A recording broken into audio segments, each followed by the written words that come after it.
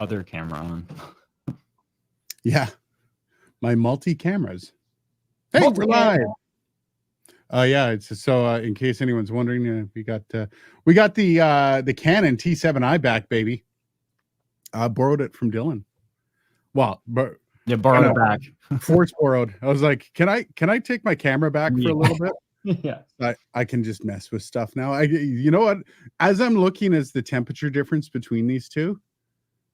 Yeah. Colder. It's way colder. It's also the blacks on the Sony. So the HDR, if it were not, it's not necessarily HDR, but the blacks on here are quite a bit less black. Yes. Yeah, definitely. Yeah. We do already have a question in the chat. This one, Photo Elite, first one here, Action Podcast got the silver medal. But Action says the Connect 2 didn't work out. Yeah, I see that. I have a Rodecaster. I feel the pull to the Streamer X, not the most savvy with setting levels. Is the Streamer X noob friendly and easy to use? Yeah, it's very like you have to get used to the fact with Streamer X that it's going to be on. It's going to be kind of digital control, so it's software control. It's not hardware control. If you're okay with that, yeah, it's very much noob friendly, and the amount that you have on that, the amount of control you have on it, it goes as deep as you want it to go. So that's basically the two that have been trading gaffs in the or conversations there. I kind of feel like I really learned to use the Rodecaster with auto gain and presets. Yeah, you know what? Auto gain will stop you from learning how to gain. That is for sure. So greetings from the UK. I like it UK. We got SR375 in the house. Dimebag, are they trying to take my money? With what? Yeah, what is it this time? Yeah, who's trying to take your money now? That's yeah. Jerker, you're competing with WAN Show again today. They started very early again for some reason. Bastards. Damn. I put in a little bit of clickbait into this title. It's Rodecasters now have less latency. Oh, I forgot to change some settings in the live stream. 1 second here, guys. Let me just turn on the. I'll keep the commercials to a gosh darn minimum. Yeah, I was gonna say you gotta turn off mid-roll again, probably. Yeah, see, and that's the thing, you've got to go right into it to do it. So let me see here. When you use this software, you've got to actually go in yourself. I am.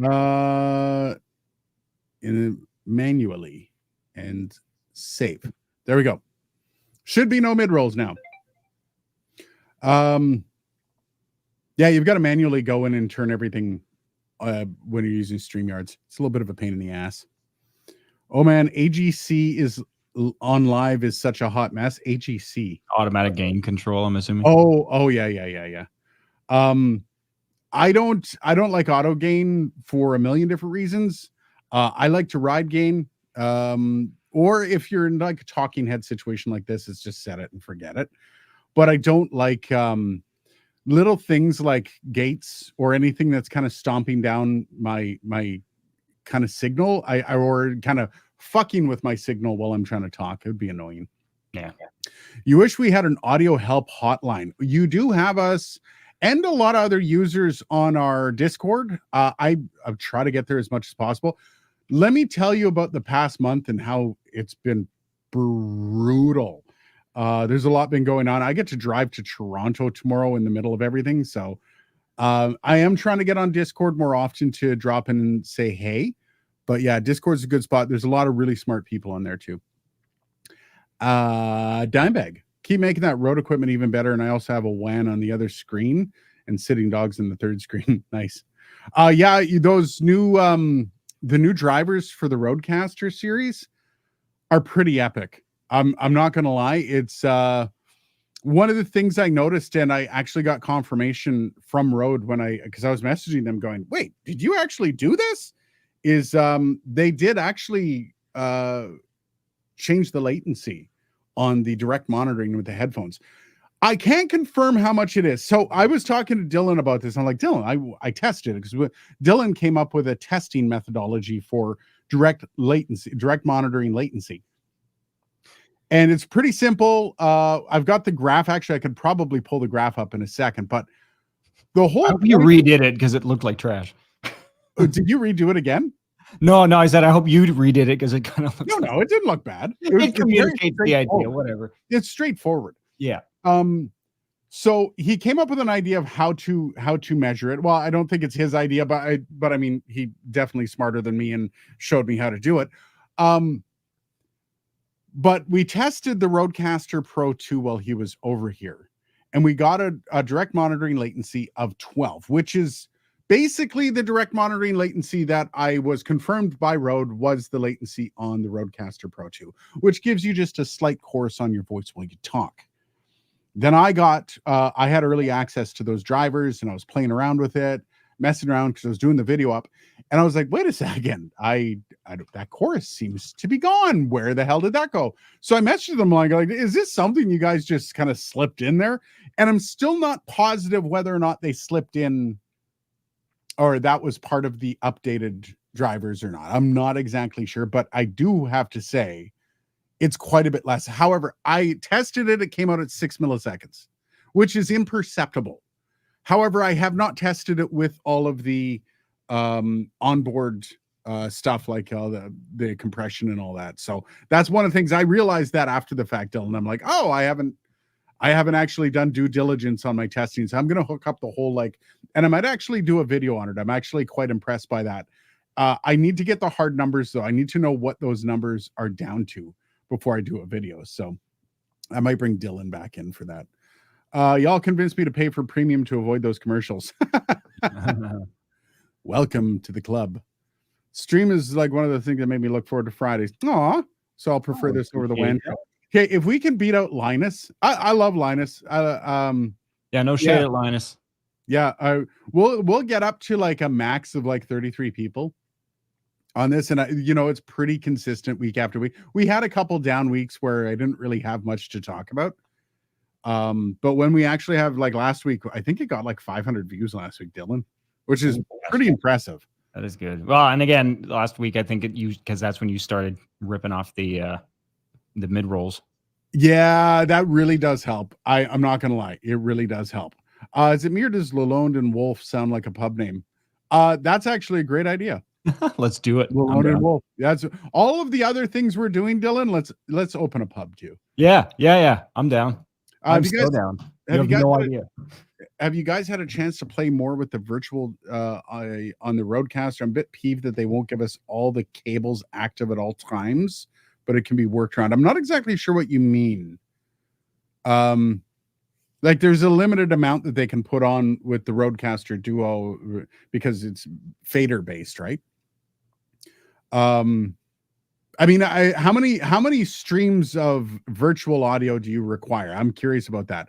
What I would like to see, and the one thing I didn't play around with, kind of wish I did, is like bulking up. So like you can put all, I would imagine it would work, is just like put all like music services on one fader, right? And then so you could really separate stuff. And because I noticed that the new one from Elgato does that, which is pretty cool. So yeah, let me know what you're talking about there. Looking for Mac updates for the Rodecaster Pro 2. Yeah, they're coming. I'm surprised they did Windows, and I'm sure they did Windows first because I mean it's going to be more directed at the Windows people that are looking for all the virtual channels. The Mac people are like, I guess virtual channels for doing live does make sense. When I don't use auto gain, I aim for neg 18 to neg 12 peaks of neg 6. I read that's the thing to do, and I think it sounds okay. Sorry, I'm so new to this. Learning is hard. So much info out there. Yeah, you're right. If you're recording, if you're going live, you want to get it as loud as possible, without peaking, obviously. Which the nice and that's thing, why live processing can be critical for that exact reason. Yeah. You want to get loud. To get loud, you got to get a little risky. So having things like compressors and limiters in line really helps. Yeah, I think that you would like the Streamer X for that reason. Like you have a lot of control over that, but you also have that with the Vocaster as well. So what I recall, it wasn't as good though. The Rode onboard processing was better than the Vocaster, if I recall. It's been a while, but yeah. Yeah, I look forward to the stream. No one makes you feel a dick for not knowing stuff. Do they still do that at Linus? Like, are they still kind of dickish for not knowing things?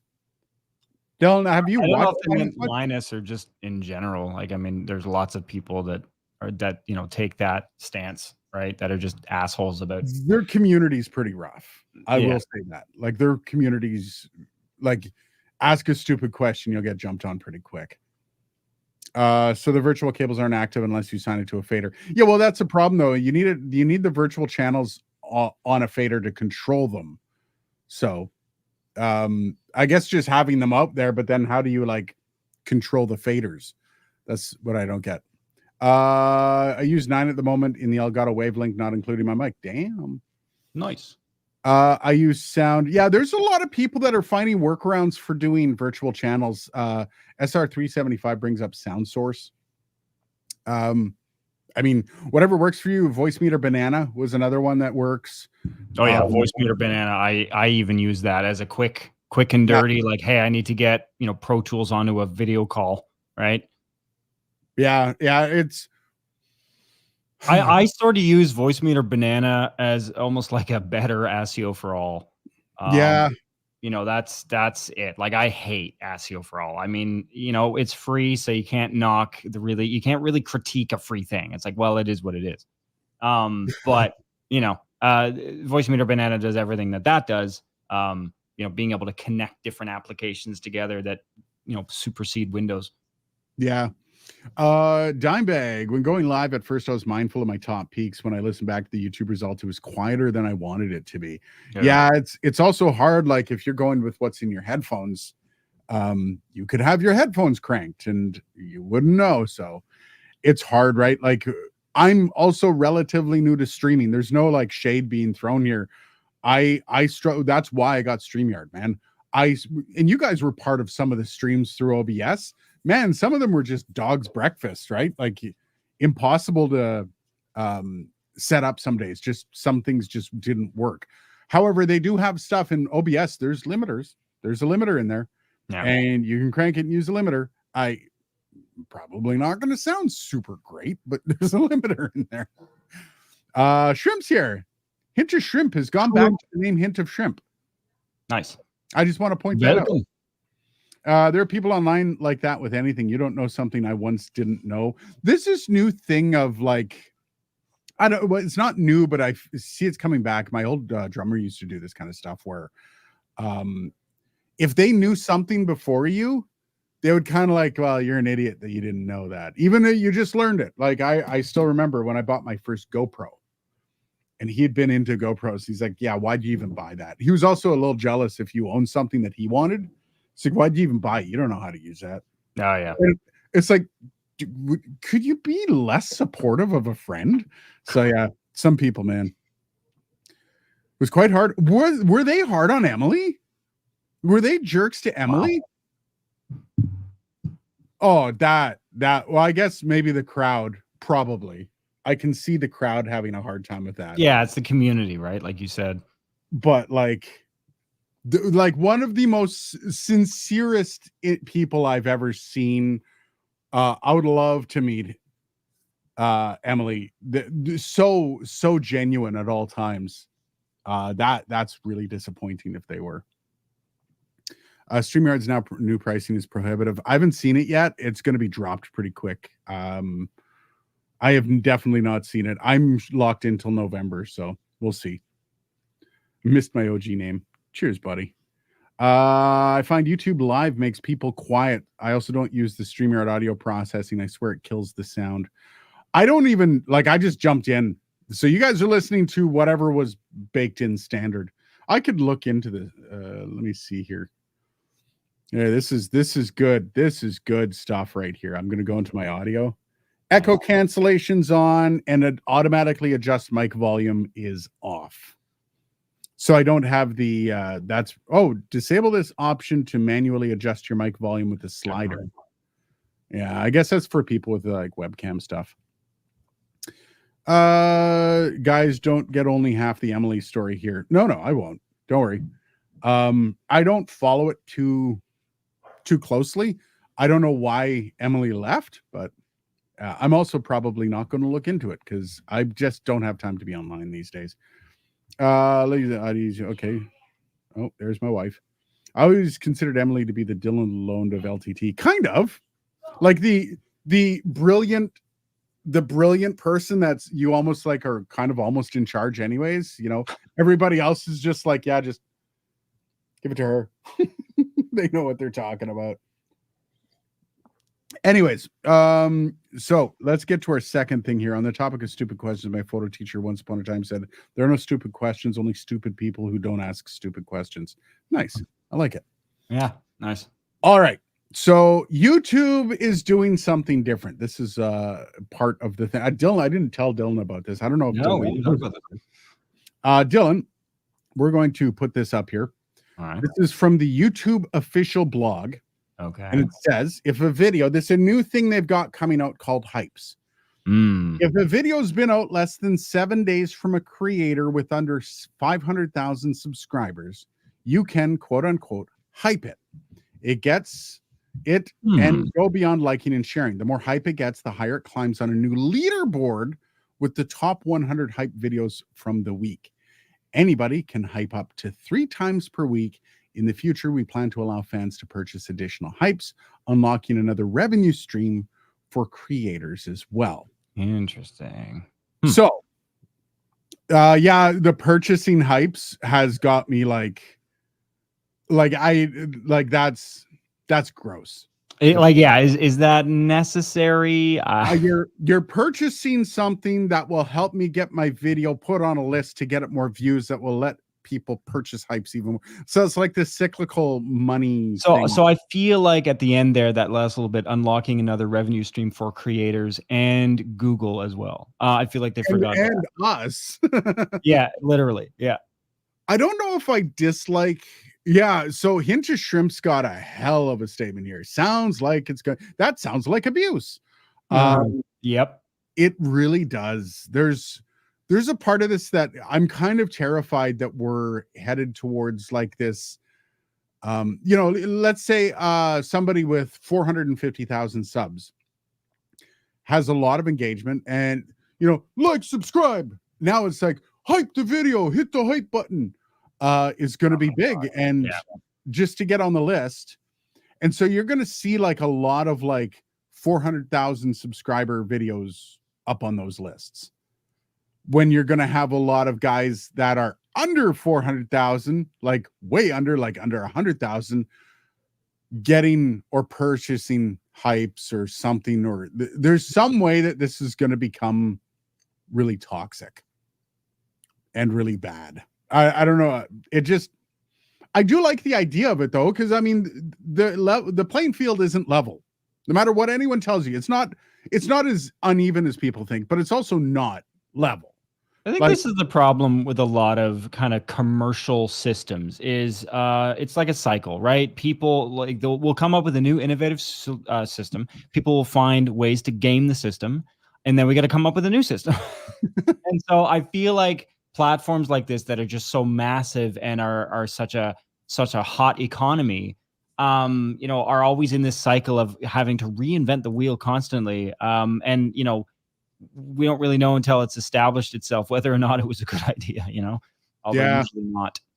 I don't know. I feel like we're it's one of those really awkward things where it's great that we're finding ways for us to make money, right? Like for creators to bank a little bit more money and try to get a little bit more, but why does it have to be at the expense of the viewers? Yeah. I have several YouTubers that I pay money to. I actually give money to several of my favorite YouTubers. Banjo's one, I think. I'm still on his. It's just because that's what you do. I want people to keep making content. So I'm happy to give them some cash, sure. But then it's like, okay, now I'm asking you to hype it, or I don't know.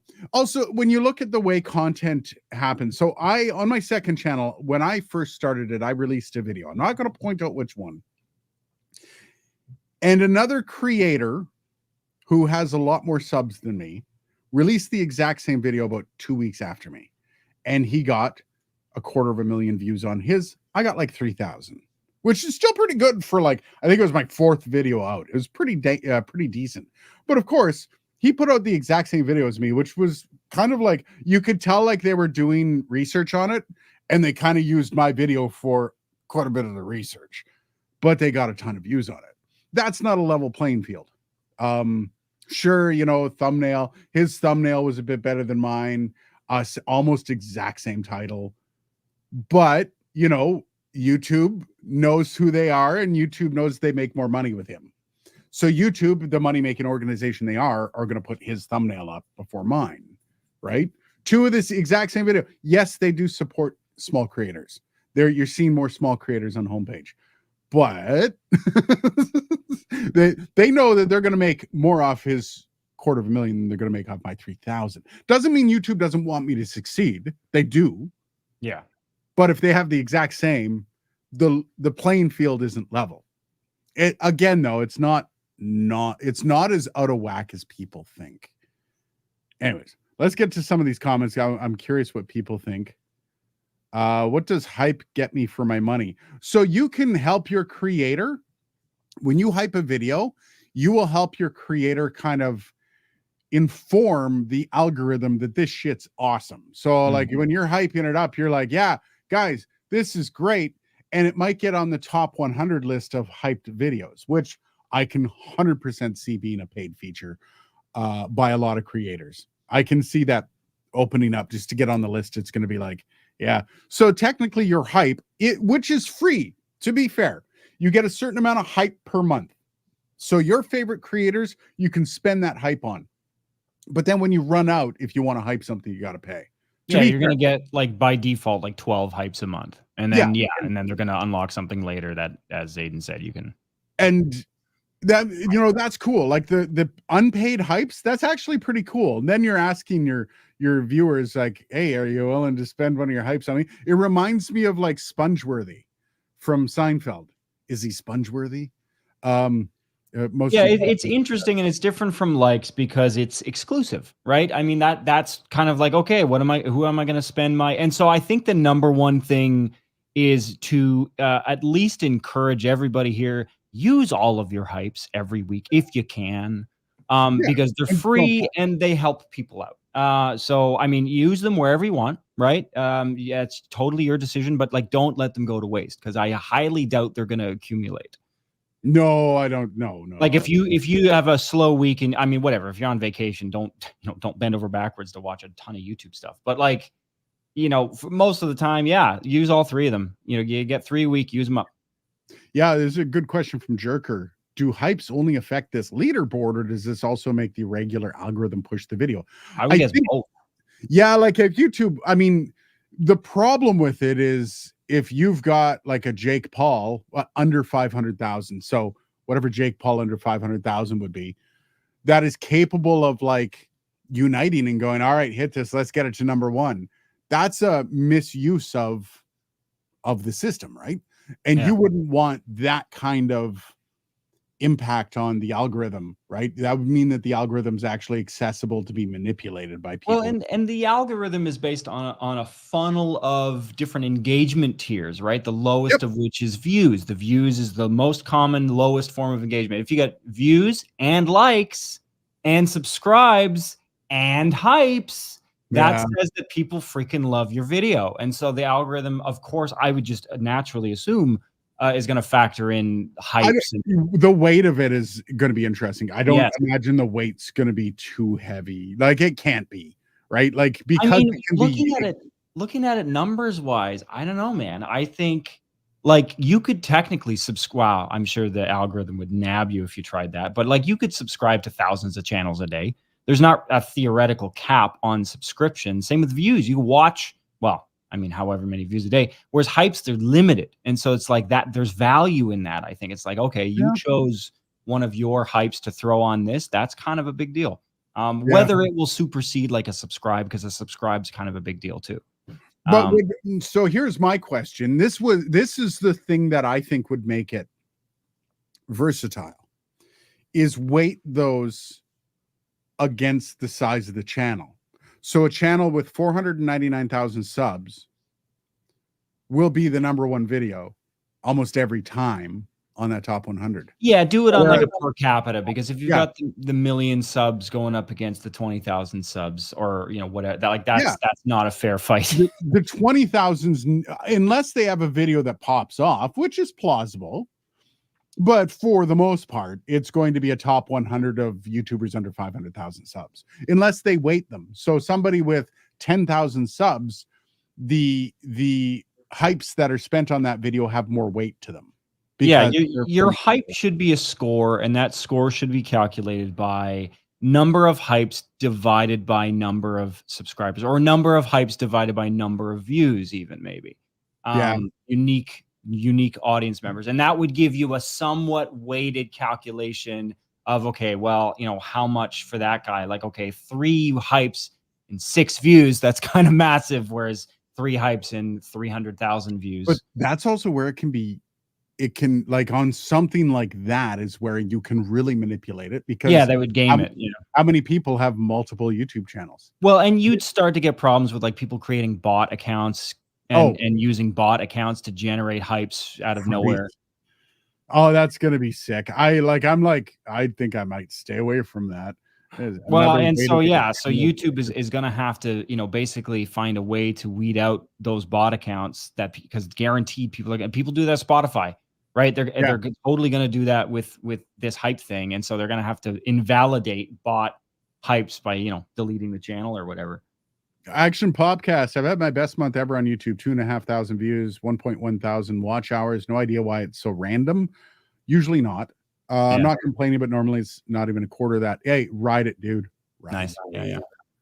Always. I would think purchasing hypes would make the system unfair for everyone, right? Well, yeah, we're getting into like pay for play territory a little bit, and I've never been a fan of that model. I think it's inevitable. Inflation and whatnot leads to these things in the economy, but also the type of content matters. So a review isn't going to get as much hype. Like, let's be perfectly honest. Damn, the review of that SM7B was amazing. Let's hype that. Yeah. Whereas a gamer on game clips is gonna, but then you also like Brian Menard. I've spoken about him before. I watch him weekly, and a lot of his viewers, he's got over 130,000 subs, and I've seen streams where he's made on super chats like over $1,000. People just like boom and they're buying like you can gift memberships, and people are like gifting 20-30 memberships at a time, and that's cool. But it's also like, okay, so there's people out there like they blowing money on their favorite or on their favorite videos and their favorite. So you can also see kind of situations where it's like, okay, are we going to like really be propping up our favorites by let's just like dump $100 into this and like just pump it through, because that's unfair. That's just, you've got somebody with a wide wallet that watches your channel, when that might not be the case for everyone else. Why is everything going off around me? Good God. There's a lot of apps, games with multiple currency systems they keep layering on instead of just fixing the original game. This feels like that. I hope it helps, but I'm skeptical. I am like, I don't think it's going to wreck YouTube. I think it's just going to create this new middle wave of up to 500,000 subscribers. So if you're between 100 and 500,000 subscribers, I think this is going to benefit you a lot.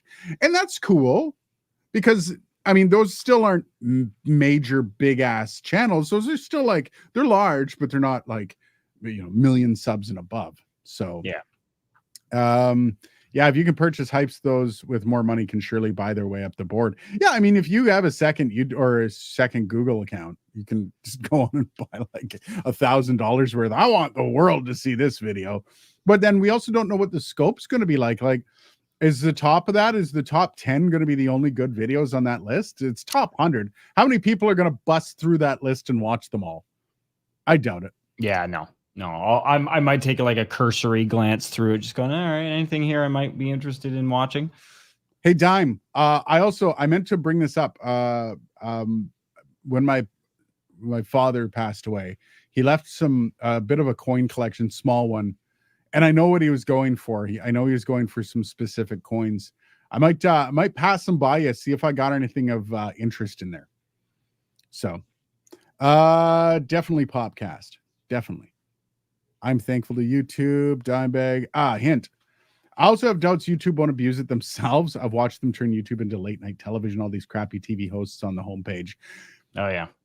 I'm yes, to a degree, but also like if you were to curate your own algorithm as a viewer and like go set up a brand new Google account that knows nothing about you, and then you turn on YouTube and you just start watching videos, you're going to see really quick. It's actually really cool the way it works.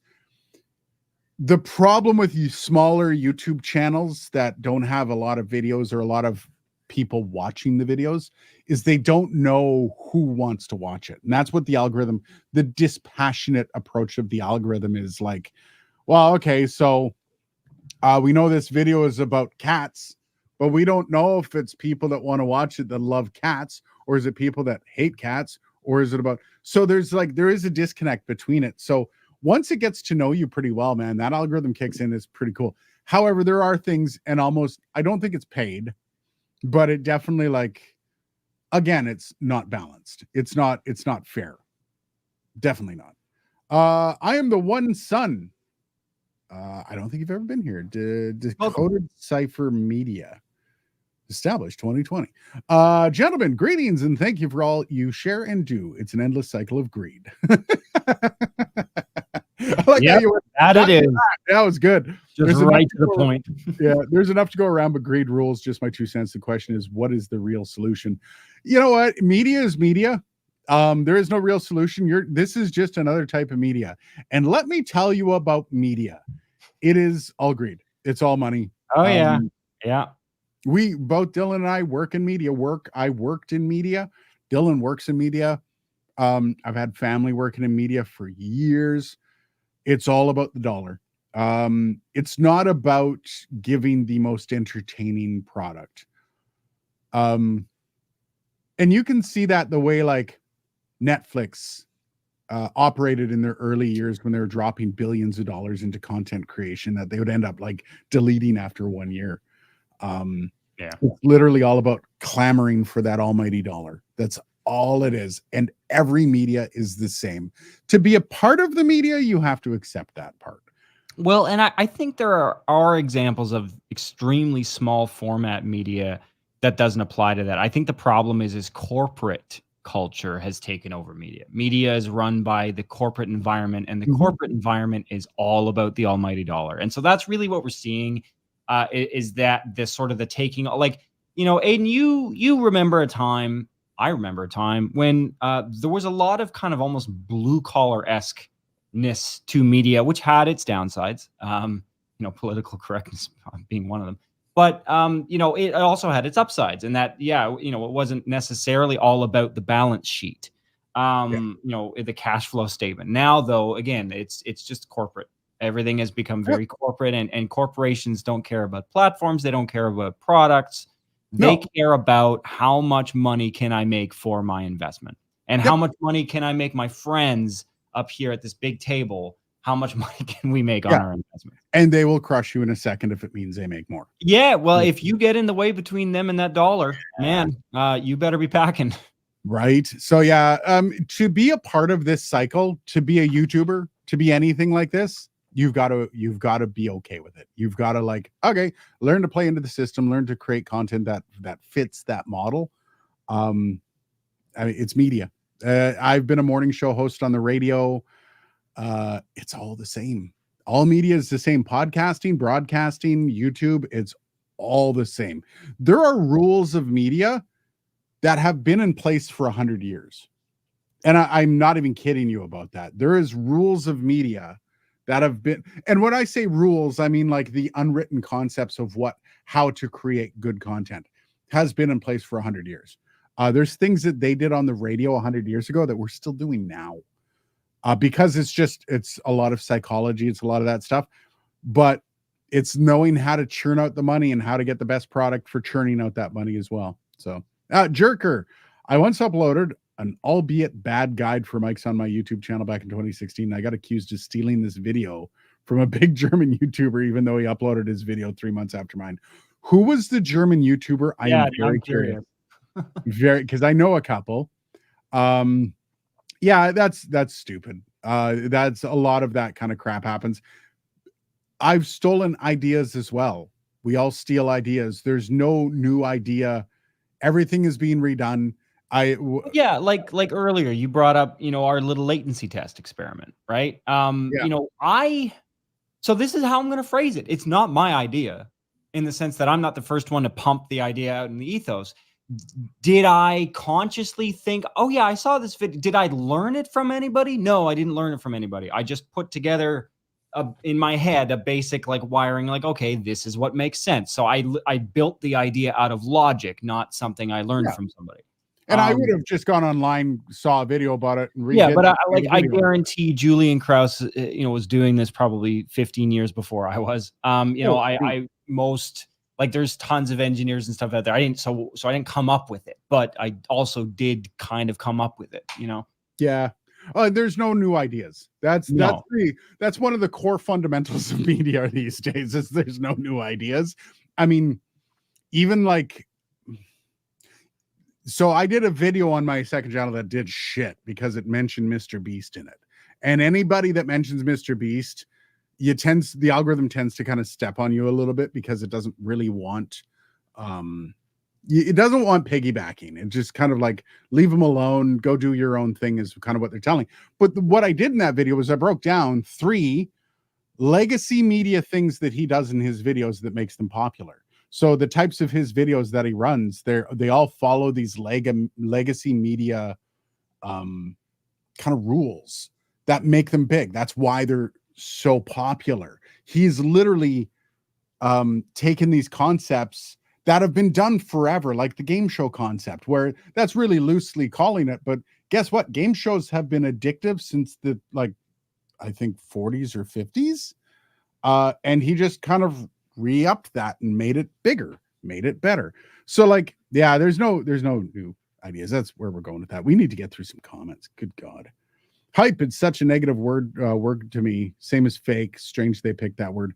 Yeah, that feels like the grandfather in the room, going, you know what the kids want to hear? Hype. Yeah, the word hype. Yeah. How's it going, Steve, by the way? Facts as in hyperbole. Hypes versus likes, more needless complexity. Yeah. See, I'm bad for a couple things. I don't ask people to like my videos. And I know that's not right because I myself don't remember to like videos. I'm really bad at liking videos. I'm horrible at it. But then I hear hey guys, give it a like. And I'm like, oh yeah, shit. Like the video. By the way, hit the like button. So I don't know. Do likes really go into that much as maybe they're trying to find a bigger like hype is just a bigger like? I don't know. Get off my lawn. Oh, that one isn't coming up. Oh, I hit the wrong one. Hypes versus no. Oh, needless complexity. Okay, I just moved on from it. Also, get off my lawn. Curious how they gauge all this. All right. I'm starting a hype farm. Yeah, that's the kind of stuff we're gonna see happening. Oh man, all you got to do is pay me $100. I will farm some stuff up. Adele, buddy, it's been a while, man. I remember you. How's it going, buddy? Lol, you guys are awesome. Thanks, man. Yeah, we try. We're smart.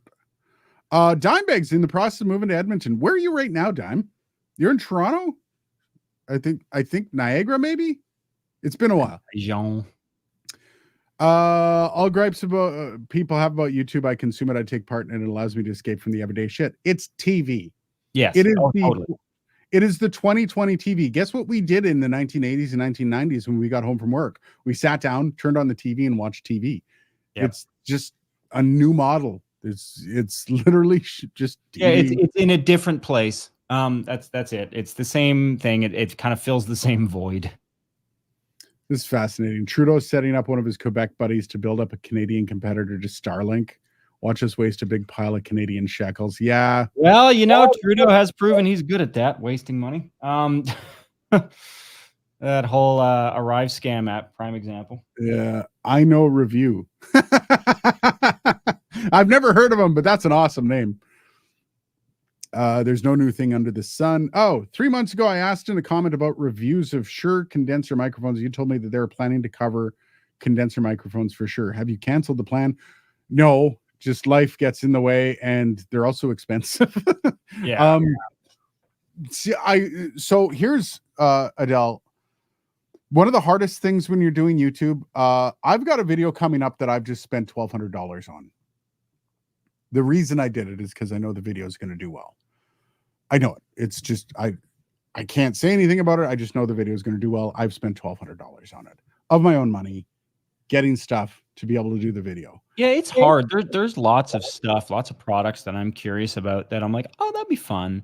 But also, like just keeping a professional room in working order carries with it a ridiculous amount of expenses. I myself am spending like $3,500 right now on a studio update, on a few things. And the funny thing is it's on nothing glamorous. Like I would get into it and people would snore, because it's not new mic preamps. It's not a new interface. I mean, I guess technically it's part of a new interface.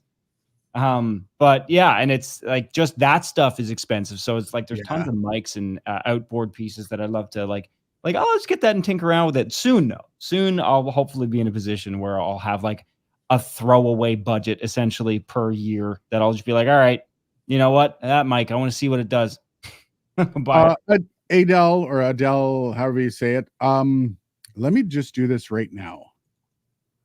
If I have, I don't remember what account it was through. What I'm going to do is I'm going to contact my boys at Long and McQuaid that I have a Borrow system with, and let me see if I can get that Shure condenser microphone. It is like a lot of it comes down to money, where a Shure condenser mic, like they just released a new one.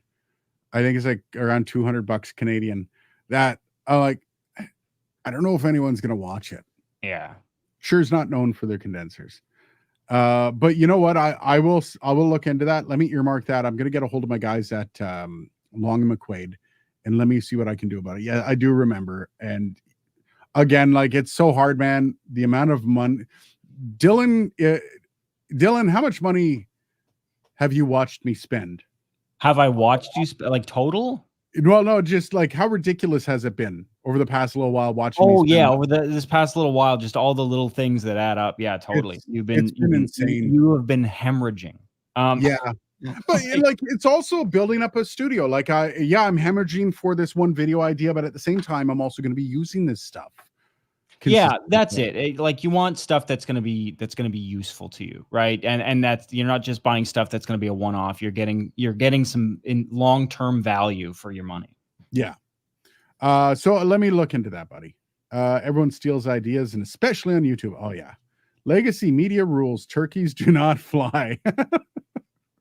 For the life of me, I thought turkeys would fly. Oh, it's almost Thanksgiving. I can't wait for those videos to come out. Oh, thank you, Dime. If you're in the chat of a channel you like, remind the chat to hit the like so the hosts don't have to mention it, right? Yeah, I don't even look at that as being annoying.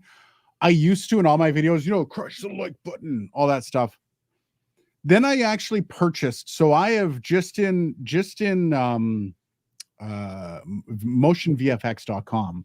You go there, and that's what I use for all of my transitions and stuff. I use the MKBHD pack. They cost like $100. One of the reasons I bought them is so I can have the silent reminders, subscribe, and the hit like button reminders. I never fucking use them. And I think it pisses me off because I spent like $100. I've spent at Motion VFX probably about $400 over the last 6 months. And it's one of these things where I'm like, I keep buying these packs. But the one thing that I remember buying them for way back in the day was the freaking hit the like button. And I never put them in the videos. Because it's like you can put that in midway through and you don't have to say anything. You just see this little like button. Yeah. Little animation. And nobody's offended by it. Right? No. Anyways. Beresford, I don't really like that many videos because I actively rewatch videos on the liked videos playlist, which in my case has already hit the 5,000 video cap. Damn. I have a separate one that I put. So I watch later. I use the watch later for the things I want to rewatch. I just set up a bunch of different playlists, Yeah. and if I like something, I'll just throw it. It's a little bit less convenient than obviously the liked videos. You just click the thumbs up and boom, it's in that list. So like I get it, but yeah, if I paid attention to that playlist, oh my god, there'd be all kinds of random shit in there. DJ, Playmate, how's it going? Once in Edmonton, I'm considering setting up a podcast studio for rent with engineer. Nice. Abbotsford. So Dimes in Abbotsford. I remember you told us a while ago. Emphasis on the D and the L. Probably. Sure, condensers sound great. Yeah, you know what I mean. It's Sure. You're never gonna get a bad product from Sure. Well, I can't say that. Every company is possible to put out a bad condenser or a bad product. But yeah, Sure rarely misses the mark. Thank you again, gents. I need to get back to the salt mines of my career, suiting up to go spend the rest of the day in the server room. Oh boy. Nice. Have fun there, man. Yeah. I feel you. Wear deodorant. I feel you. I've been back behind racks, retooling stuff and recabling all day, so I totally feel your pain. To everyone, have fun and enjoy the weekend. Cheers, buddy. Thanks for dropping by, and look forward to having you again. Yeah. I bought a Connect 2, but I returned it. Jesus, I would love to see somebody come on this stream and go, I bought a Connect 2 and I love it. Poor Lewitt, right? Like every company, every once in a while, a company will have a dud. That was just their dud. Just don't buy a Cyber Stuck and review it for audio. No. MKBHD pack. Now I'm intrigued. Yeah, Dimebag, there's a ton of really nice ones up there. The iJustine one it's an Apple based one. So if you want the really clean looking transitions and stuff from Apple, the MKBHD one is fantastic. And they've got a lot of great with Cyber. I have the one that's Cyber something. Go on there and just search Cyber. I forget the name of those are the little handles I use for identifying parts of something. Anyway, check them out. Sure, KSM series. How are they? Dimebag coins. I've heard the KSM series. I've heard them too. I've used the KSM series years ago, but I've never reviewed. I like every video by a channel I like and watch just so I can remember that I watched it. Nice. I usually see that little red line. I go by the red line, but that's sometimes lies to you. Let me be clear. It's good, but I wanted echo and delay. That's not a part of their DSP package. Not sure what he was saying. Okay. So basically the gist of this live stream was that Rodecasters have latency and YouTube hype suck. That's I think that's what we got from this, right, Dylan? Pretty much. Yeah, that's the Cole's notes. Okay. Now I didn't bring any sad music along. But I have inadvertently kind of 6 degrees of separation damaged one of Dylan's prized possessions through I gave him something. Yeah, no. I can't even though your visceral reaction. Oh no, I understand when something like that happens, like I know 100%. You're like, this fucking guy keeps giving me all this stuff, and now it's wrecked my guitar. And, I am blessed in that my logical, rational brain kicks in quite quickly, and I go, no. This was a combination of me at fault and freak accident. 50-50. So one of my most expensive, my most expensive guitar now has a ding on it. A ding is putting it lightly.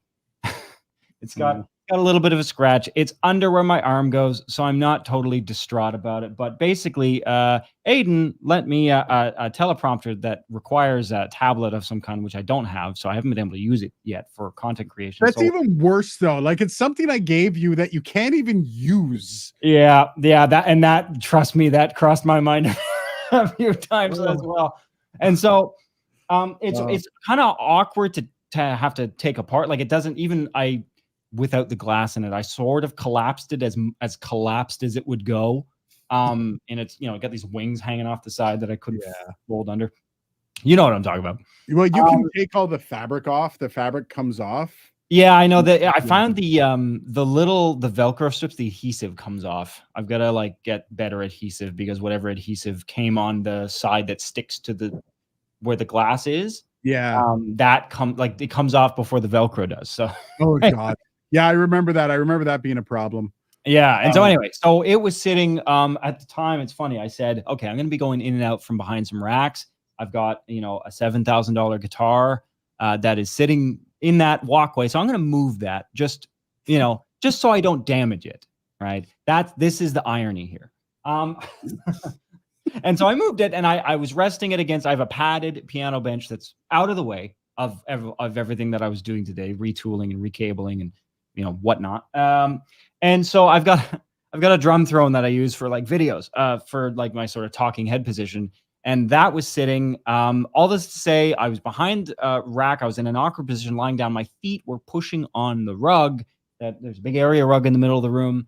The rug started to kind of fold, pushed the drum throne over, knocked the piano bench. The piano bench tipped just slightly, just enough so that the glide gear prompter fell backwards off of the piano bench, and like basically the metal part of it, for anybody that is going to Google it, there's a chonky metal, quite impressive actually, metal mounting system. Just went shrunk down off the corner of my most prized guitar. I am not kidding. If I could, I would literally sell every single thing in this room to undo that. I would sell everything, including this computer. That is how much sentimental value that guitar has to me. But again, logical brain works fine. There's no crack or anything. It's purely cosmetic. It sounds great. It plays great. I picked it up. I played it a little bit just to mourn. On an off note, Diamond Storage is about $200 a month. So I might. Well, and so I forgot to. So the second part of the story is so the prompter, because the metal part was facing up, because the part with the glass actually weighs more. The glass part hit the floor first, and then upon picking it up and starting to take it apart, I said, "Oh, there's a crack right down the middle of that." I'm like, okay, well, I mean, it's not too bad. So I'm trying to collapse it, and over the course of collapsing, it became two pieces, and then the two pieces fell out of the frame, and then two pieces turned into 1,000 pieces in my carpet, which was a fun cleanup job. Dude, it just keeps going. This is the gift that just keeps on giving. God. And you know what's funny? Like I'm so excited about this hardware update. The sort of the analog overhaul of my desk. And now this just sort of makes me a little less excited, because I'm like, man, it's the what ifs, right? It's the what if to kill you. If I hadn't been doing this, which it was inevitable. This room is not as functional as it could be. It's needed this update. Well, I just found out a 5x5 costs $100 a month. I think I might get that, and I'll I was gonna say maybe we could talk about splitting on that, because I'll just pay for it. I'll just pay for it. It's only $100 a month. I think I can do that. And then we'll put some shit that we're not using. I'll make a deal. You pay for it. I will buy some shelving. And some bins. I actually have extra shelves, so that's already done. Yeah, you do actually. Okay, so I'm gonna take Jerker's sad violin.mp3 off, because that was the music that was really kind of filtering through the air while you talked. Yeah.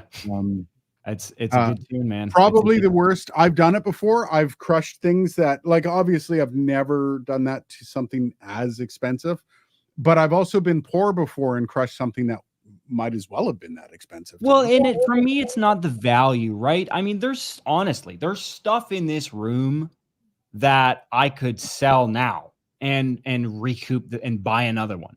It's the sentimental aspect. That's what makes it like, that's what brings out the rage. It's not the value, man. Value, I can replace stuff that costs money. I don't care. Like if I smashed my monitor, I'd be like, well, shit. But when it's something that has like, there's weight to it, it has some sentimentality. It's like, but I still have it. It's still perfectly fine to play. There's nothing, functionally wrong with it. It's just, it's got a little bit of a, it's got some character now.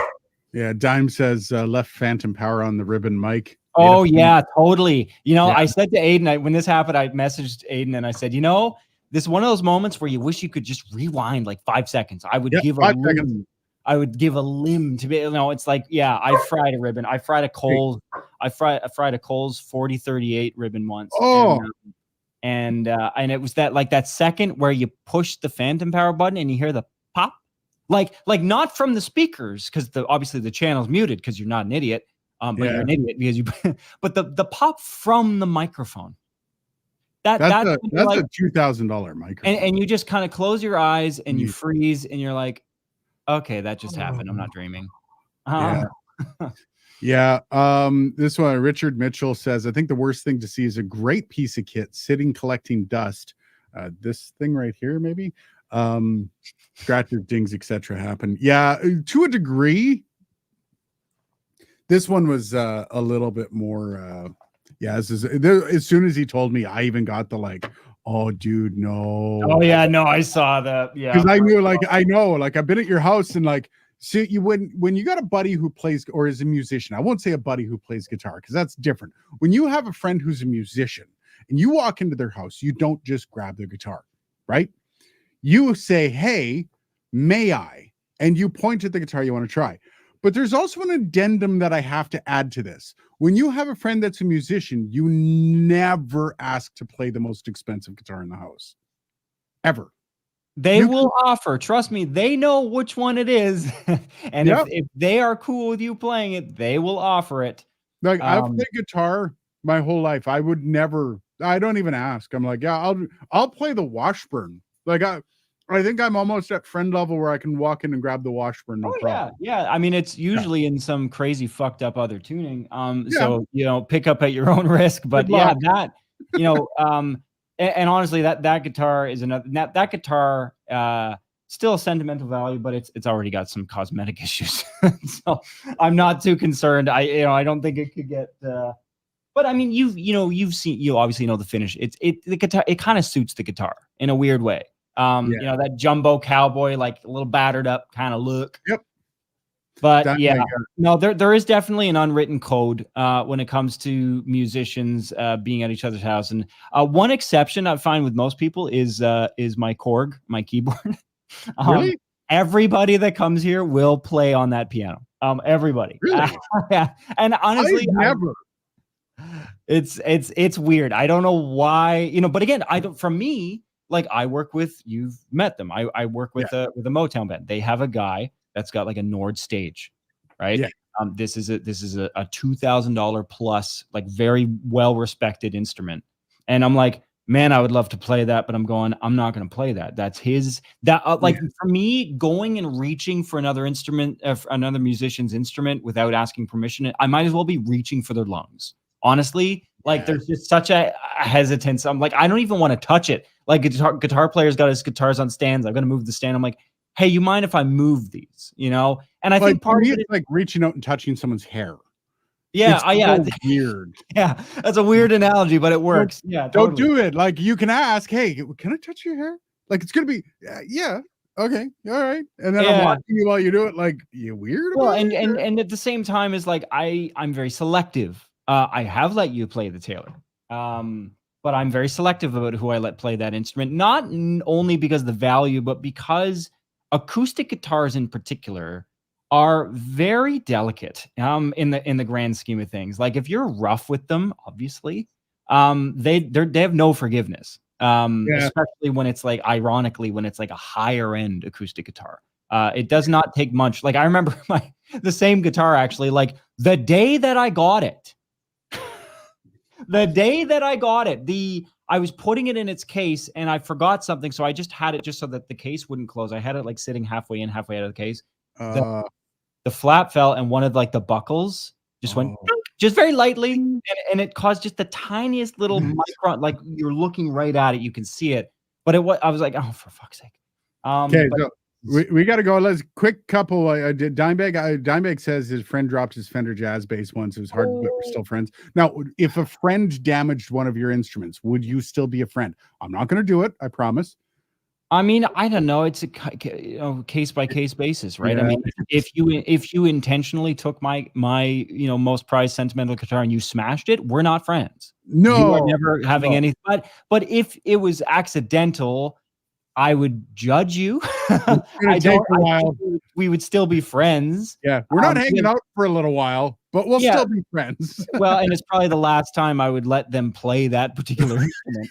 obviously. But you know, because obviously there's Crazy. when as a musician, when you give an instrument to another musician to play, there's a trust element there, right? There's a trust element, and obviously damaging it, or especially if it's due to negligence, like if it's a freak accident, like if you were trying to put it down a certain way and it like accidentally missed the stand and it fell against the wall and it was like, oh shit, well, you know, my bad. I thought, oh no, no worries, this shit happens.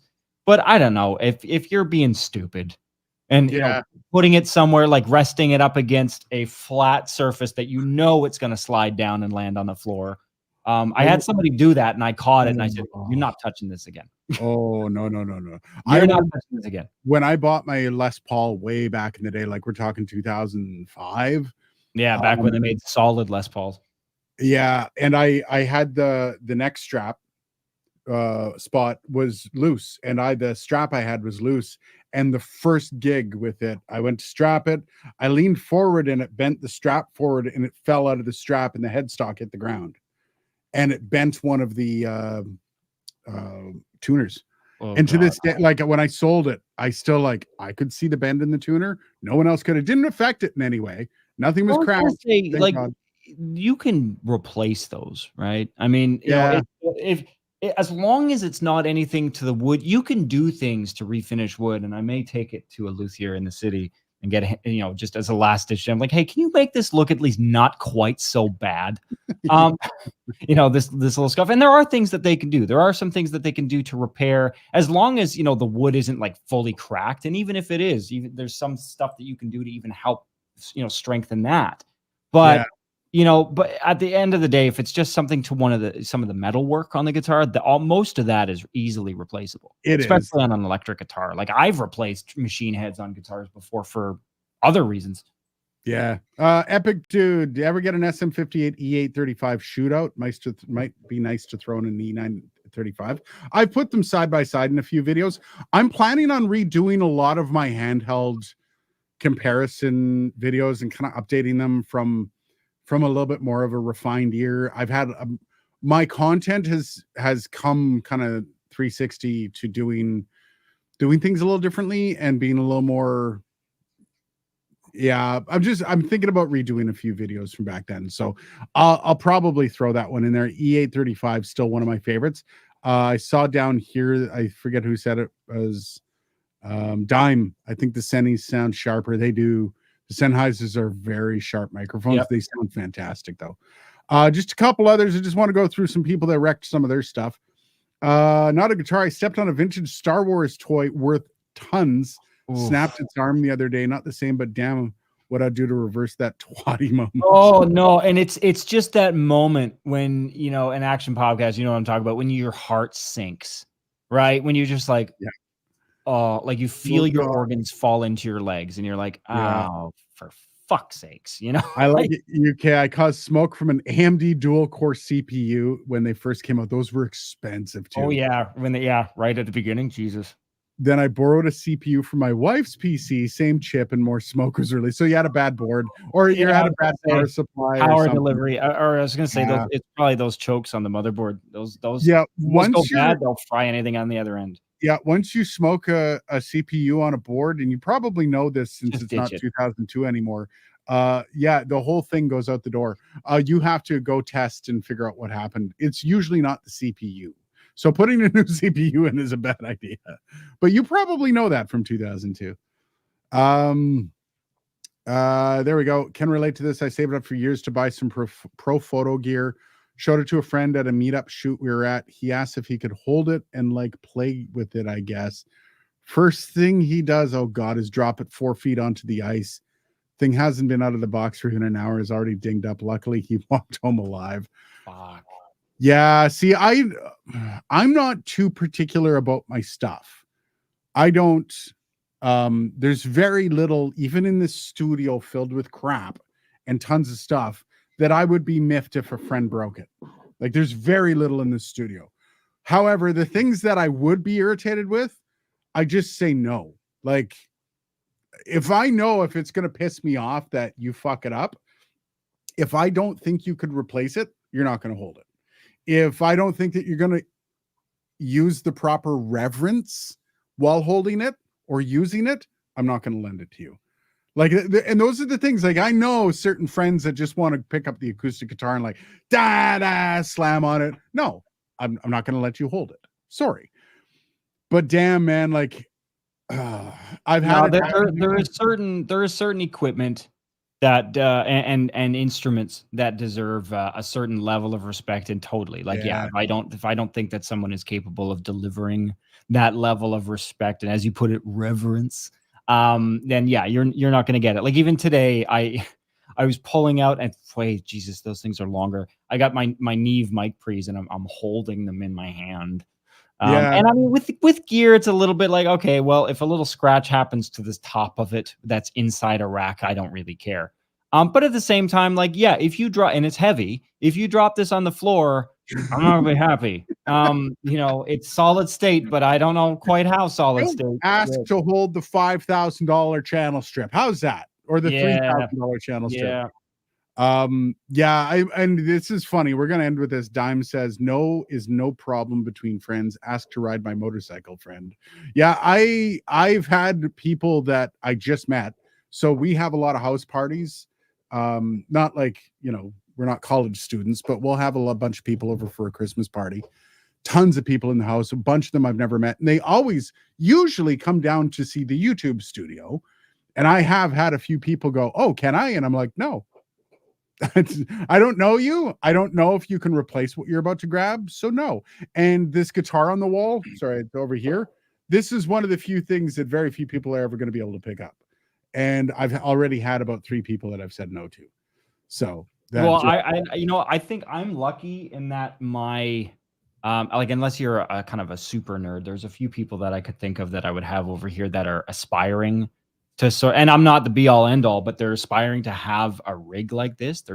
They're aspiring to have a room with the capabilities that this room has, but have zero experience interacting with such a system. And so, they'll see it from the door. Like, I remember I had EMTs in my apartment. With long story, no big deal.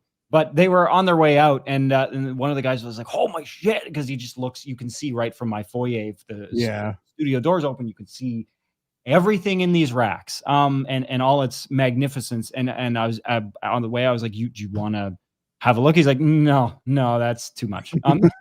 I'm too worried getting closer to that monstrosity." Right. All right, guys. Thanks for coming out. We've gone well over the hour, but I appreciate everybody coming out, and we're going to see you next week. Have yourself a great rest of your weekend. See you next week.